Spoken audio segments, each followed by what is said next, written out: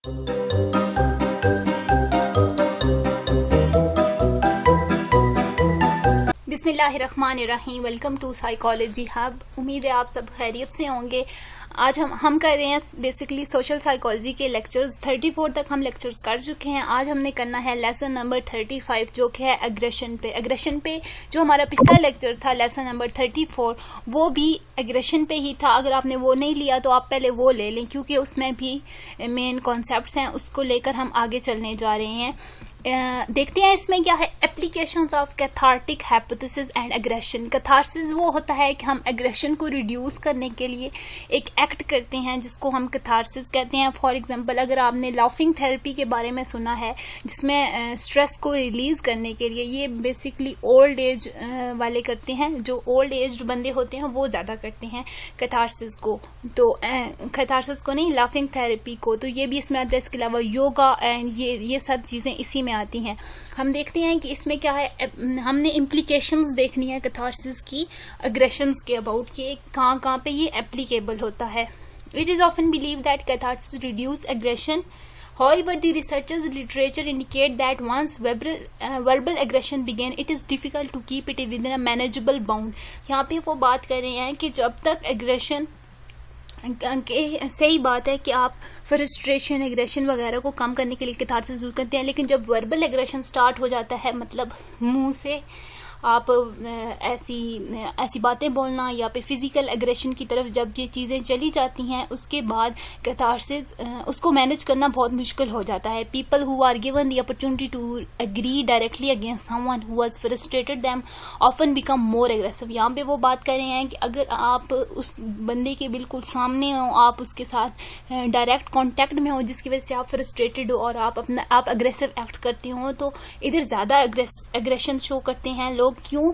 क्योंकि यहाँ पे फिजिकल वायलेंस को एक्सपीरियंस किया जा सकता है।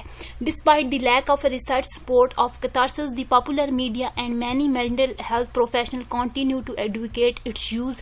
तो यहाँ पे ये लोग कहते हैं कि कैथार्सिस को करना चाहिए।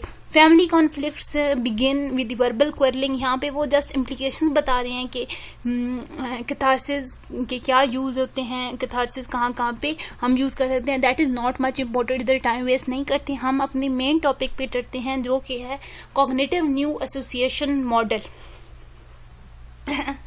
सॉरी, यहाँ पे ये जो चीज़ें हैं, ये जो है टॉपिक, ये इंतहाई इम्पोर्टेंट है। इसमें से कॉन्सेप्चुअल क्वेश्चंस बनेंगे और ये लॉन्ग दोनों के लिए इम्पोर्टेंट है जहाँ तक मेरा मानना है।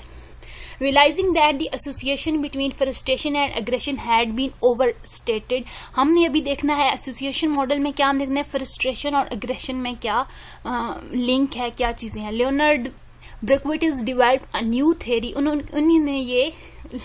लियोनार्ड ब्रिकविट्ज़ ने ये वाली थ्योरी दी थी। न्यू एसोसिएशन मॉडल जो था वो किसने पेश किया था? अगर ये एमसीक्यू आता है तो आप ये लिखोगे, he asserted that frustration is just one of the many factor that can stimulate negative affect. Beside frustration other aversive factors such as pain, extreme temperature and encounter dislike people can also cause negative affect. यहाँ पर वो बात कर रहे हैं कि हम जितना पिछले लेक्चर में पढ़ रहे थे कि फ्रस्ट्रेशन की वजह से एग्रेशन होता है, और ये सब इन्होंने क्या कहा था कि न्यू एसोसिएशन मॉडल में, कॉग्निटिव न्यू एसोसिएशन मॉडल में उन्होंने ये बातें की थी कि जस्ट फ्रस्ट्रेशन एक फैक्टर नहीं है, बल्कि इसके अलावा आप अगर पेन में हो, जो टेम्परेचर होता है किसी भी रूम का, उसके अलावा अगर आप किसी बंदे को डिसलाइक करते हो, ये सब चीज़ें भी आपके नेगेटिव बिहेवियर को असर्ट करने में रोल प्ले करती हैं। Leonard Berkowitz explain how hostile aggression is often triggered by circumstances that arose negative feeling. यहाँ पे वो बात कर रहे हैं कि बहुत से जो इन्होंने इस चीज़ को एक्सप्लेन किया था कि बहुत से जो एग्रेसिव एक्ट होते हैं जो कि हॉस्टिलिटी तक चलते हैं। हॉस्टिलिटी बेसिक होती है दुश्मनी, अदावत वाली चीज़ें, इससे ये इस वर्ड को रिलेट किया जाता है। ये जो चीज़ें होती हैं ये बहुत सी इस वजह से भी एक्सट्रीम लेवल पर चल जाती हैं, क्योंकि जो सर्कमस्टांसेस में कंडीशन होते हैं, मतलब टेम्परेचर, उसके अलावा आप कितने फ्रस्ट्रेटेड हो, आप कितना उस अगले बंदे को डिसलाइक करते हो, ये सब चीज़ें भी उसको बढ़ाने में बहुत ज़्यादा रोल प्ले करती हैं। Cognitive association network क्या है? Negative affect is encoded into a memory and become cognitively associated with specific type of negative thoughts, emotional, psychological response and reflexive behaviors. यहाँ पे वो क्या बात कर रहे हैं? नेगेटिव अफेक्ट क्या होता है? वो ऐसी इमोशनल और साइकोलॉजिकल रिस्पॉन्स होते हैं जो कि आपको एक डिस्ट्रक्टिव वे की तरफ लेके चलते हैं. यहाँ पे ये जो न्यूड नीचे दिया हुआ है, initial flight and fight tendencies, ये क्या चीज़ें हैं? Whether we react to a negative affect with fight और flight depend upon our genetic predisposition, prior conditioning and learning. क्या ये हम किसी भी एग्रेसिव एक्ट की तरफ क्यों माइल होते हैं, उसके पीछे बहुत सी वजूहत होती हैं, जो कि है पहले कि एक तो जीन्स बहुत ज़्यादा रोल प्ले करते हैं, उसके अलावा हमारी प्रीडियर कंडीशनिंग और लर्निंग यानी कि ऑब्जर्वेशनल लर्निंग की भी यहाँ पे हम बात कर सकते हैं. And aversive event initially activate not one but two different networks, impulsive aggression related tendency and impulsive escape related tendency. अच्छा, ये इन्होंने लिखा हुआ है ना, तो इन्होंने इधर एक्सप्लेन किया हुआ है वीडियो वालों की. मुझे यही बात बहुत बुरी लगती है. ऑल्दो इनके लेक्चर्स बहुत ज़्यादा इजी होते हैं, लेकिन इनमें अब ये देखें ना, ये इन्होंने ऐसे लिख दिए हैं जस्ट पॉइंट्स बना के, ना कुछ समझ आ रही है ना आप इनको एलेबोरेट भी नहीं किया हुआ. अगर आप लेक्चर्स भी इनके सुने जो मेन यूनिक वाले देते हैं, तो उधर भी वो ऐसे पॉइंट्स बना के उन्होंने स्लाइड्स दे देते हैं, नॉट सो मच एक्सप्लेनिंग. ये एक्सप्लेन नहीं करते क्योंकि ना तो ये चीज़ें इंपॉर्टेंट हैं. अगर इम्पोर्टेंट नहीं थी तो आप लोगों ने इधर शामिल क्यों की? एवं लेक्चर्स के टाइम एक तो बढ़ाती हैं, और सेकेंडली ये लेक्चर के जो लेक्चर कंटेंट है उसमें इजाफा करती हैं, और है भी कोई इतनी इम्पोर्टेंट बात नहीं है. unthinking aggressive response क्या होता है? Negative affect and reflexive action evoked in a cognitive association network at the stage of a primitive and rudimentary higher order cognitive intervention. Cognitive control mechanism become active when we are self aware and attend what we are thinking. Situational factors कौन से होते हैं? Heat hypothesis and trigger to aggressions. यहाँ पे ये जो सारी बातें लिखी हुई हैं, ये बिल्कुल ही मेरे ख्याल में फजूल सी चीज़ें हैं. और जहाँ पे अब जो बात हम शुरू करने जा रहे हैं वो है, हमने इधर एक इन्होंने दी हुई है, एक मॉडल दिया हुआ है. बेसिकली सबसे पहले तो एंगर, कैथारसिस और न्यू एसोसिएशन थ्योरी क्या होती है उसके बारे में उन्होंने एक मॉडल दिया हुआ है. उसके अलावा हमने हीट हाइपोथेसिस जो है वो ज़्यादा इंपॉर्टेंट है क्योंकि ये चीज़ें शॉर्ट में आ सकती हैं. एंगर हीट हाइपोथेसिस क्या कहता था? जो ब्रिकवर्ड्स ने न्यू एसोसिएशन मॉडल दी थी, वो क्या कहती थी? That aggression thoughts are linked together in associative network in memory, so that thinking about one aggressive should prime other aggressive thoughts and predispose aggressive actions. यहाँ पे वो बात करते हैं कि जब हम कोई भी अग्रेसिव हमारे अंदर जो हम गुस्से में आते हैं और अग्रेसिव एक्ट के बारे में सोचते हैं, तो हमें सारी पुरानी बातें, सारा कुछ याद आना शुरू हो जाता है क्योंकि ये मेमोरी से लिंक्ड है. तो ये जब हमें सारी बातें याद आती है तो हम और ज़्यादा नेगेटिव वे में एक्ट करना स्टार्ट कर देते हैं. यहाँ पे अब इन्होंने बताया हुआ है, यहाँ पे आ जाए, ये सारे बीच में इन्होंने इसी के बारे में एक्सप्लेनेशन दी हुई, दैट इज इतनी इंपॉर्टेंट भी नहीं है. There is a one worst subsequently to this, यहाँ से स्टार्ट कर रहे हैं हम. That subsequently to this participant were assigned to 1 or 3 condition are remunerative conditions. यहाँ पे एक एक्सपेरिमेंट उन्होंने किया है, उधर उन्होंने पार्टिसिपेंट को कुछ कंडीशंस दी हुई. सबसे पहले रिम्यूनेशन कंडीशन क्या थी? रिम्यूनेशन कंडीशन में ये था कि they punched a bag while thinking about their opponent. उन्हें कहा गया था पार्टिसिपेंट को कि आपने बैग को पंच करना है अपने ओपोनेंट, जो आपकी मुखालिफ टीम है, उसके बारे में सोचते हुए. उसके बाद है डिस्ट्रैक्शन कंडीशन. इसमें क्या था? They punched a punching bag while thinking about the benefit of physical fitness. Second way में उनको ये कहा गया था आपने पंच इसलिए करना है बैग को कि आप अपनी फिटनेस के बारे में सोच रहे हो. आप मतलब अगर आप जिम वगैरह जाते हो तो वहाँ पे पंचिंग वगैरह करते हैं, बहुत सी एक्टिविटीज़ होती हैं, आप इसलिए पंच कर रहे हो. एंड कंट्रोल कंडीशन क्या थी? In which they didn't punch a punching bag, उधर उन्होंने पंच नहीं करना था. ये एक बेसिकली एक्सपेरिमेंट किया क्यों गया था कि हमने देखना था कि एक एंगर का क्या अफेक्ट होता है कॉग्निशन पर। अगर हम कुछ हम बुरा सोचते हुए एग्रेसिव एक्ट करेंगे तो उसका क्या होगा, अगर हम बिना सोचे समझे एक एग्रेसिव एक्ट करेंगे तो उसका क्या इफेक्ट्स होंगे। The dependent variable were participant rated mood and their aggression to a reaction time task in which participant competed with the other subject to press a button which would blast the slower person with noise. Participant could set the decibel level of a punishing blast. Result indicate that the rumination group was significantly angrier than the other group. यहाँ पे देखा जा सकता है क्योंकि हमने अपने opponent के बारे में सोचना। वैसे भी न्यू एसोसिएशन मॉडल क्या कहता है कि जब हम किसी भी एग्रेसिव एक्ट में इन्वॉल्व होते हैं तो हमें बहुत सी पुरानी बातें भी, मतलब अगर हम किसी पे गुस्सा कर रहे हैं, किसी को थप्पड़ मारते हैं तो हमें सारी चीज़ें याद आती हैं। अच्छा मुझे इसलिए इसको थप्पड़ मारना चाहिए क्योंकि इसने ये भी किया पास्ट में, इतना सब कुछ किया, इसलिए मुझे तो थप्पड़ मारना चाहिए। अपने आप को एक हम जस्टिफिकेशन भी दे रहे होते हैं। ये वही बात कर रहे हैं। तो रिम्यूनरेशन ग्रुप ज़्यादा हायर था, उसके अलावा इनमें एग्रेशन लेवल था वो ज़्यादा था। The distraction group who punch the bag while thinking about fitness was less angry but not significant less aggressive than the remuneration group. This result directly contradict the prediction of a catharsis theory that are in line with the prediction of a cognitive new association theory.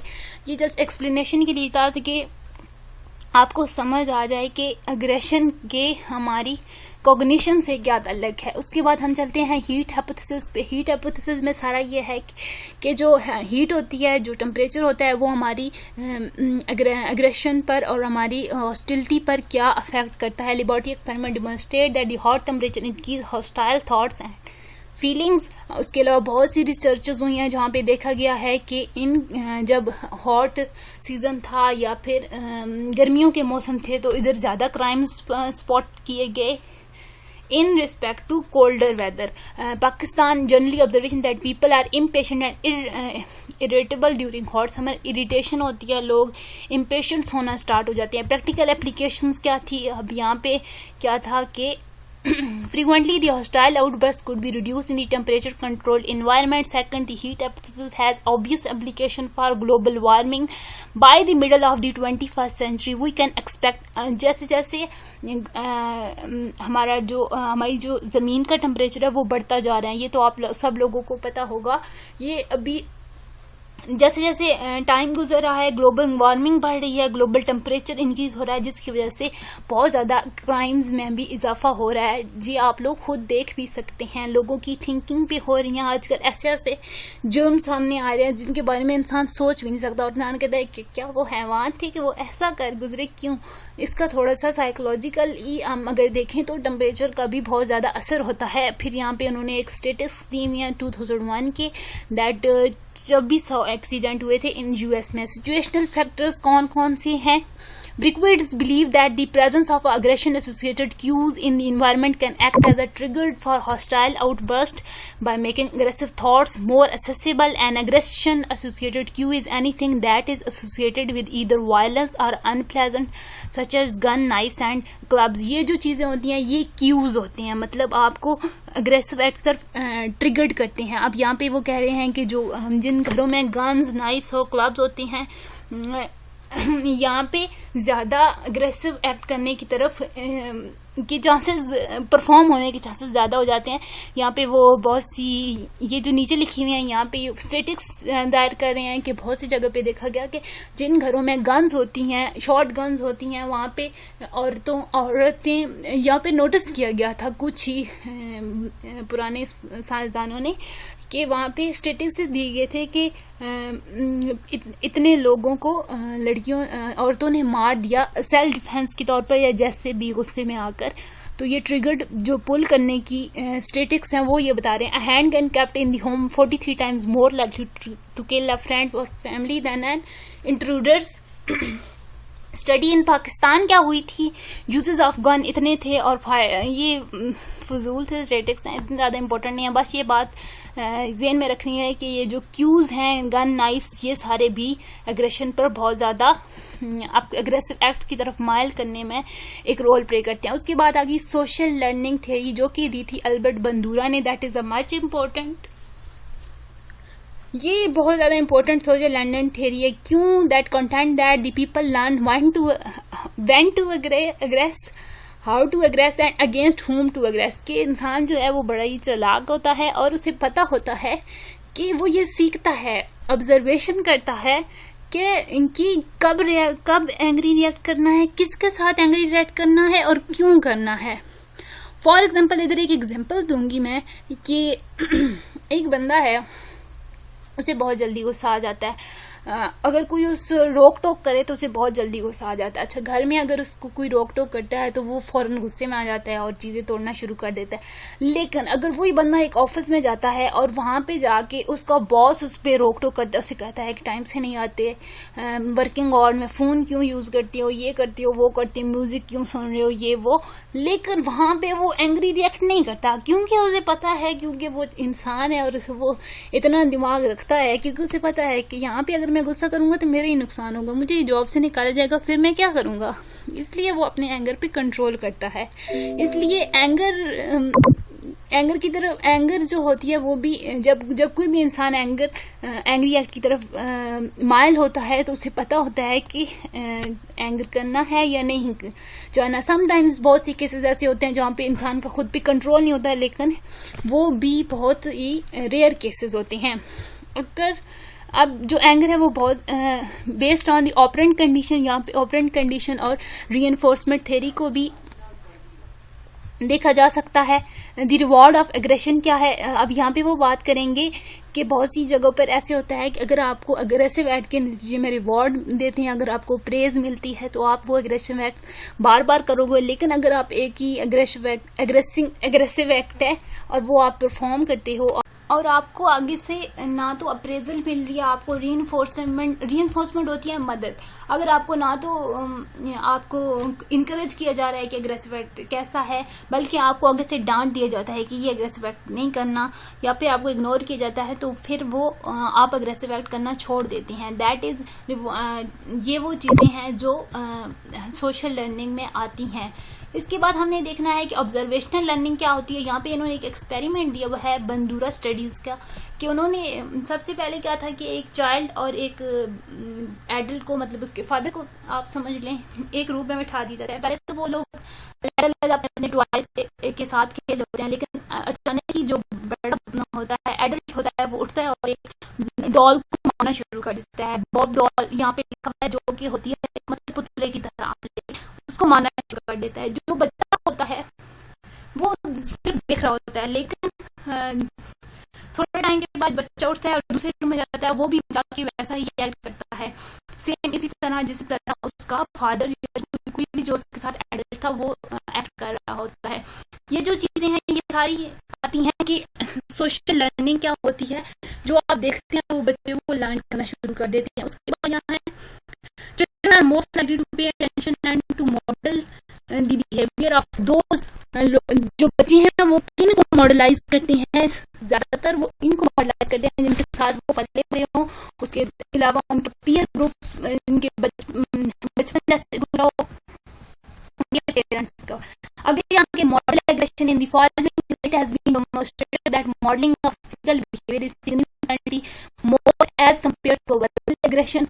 यहाँ पे वो बात करें कि physical aggression जो है वो ज्यादा इंपॉर्टेंट लगता है वर्बल एग्रेशन के, इसलिए to parent and significant other should thus try to control aggressive outburst in front of a child। यहाँ पे वो कह रहे हैं कि जो पेरेंट्स होते हैं अगर वो कंट्रोल करते हैं ऐसे एक्ट करने को, अग्रेसिव एक्ट्स बच्चों के सामने, तो वहाँ पे बच्चों में अग्रेसिव मॉडलिंग की शरह जो होती है वो बहुत ज्यादा कम हो जाती है। यहाँ पे एक ग्राफिकल इलस्ट्रेशन दी हुई है, यहाँ पे बार ग्राफ दिया हुआ है, उसके बाद यहाँ पे नीचे इन्होंने एक ग्राफ दिया हुआ है मॉडलिंग का। होप सो आपको समझ आ गई हो, थोड़ा सा लेंथी हो गया वो ये वाला लेक्चर, लेकिन मैं थोड़ी सी चीजें ज्यादा एक्सप्लेन करना चाहती थी। डिटेल देन अगले लेक्चर में मुलाकात होती है।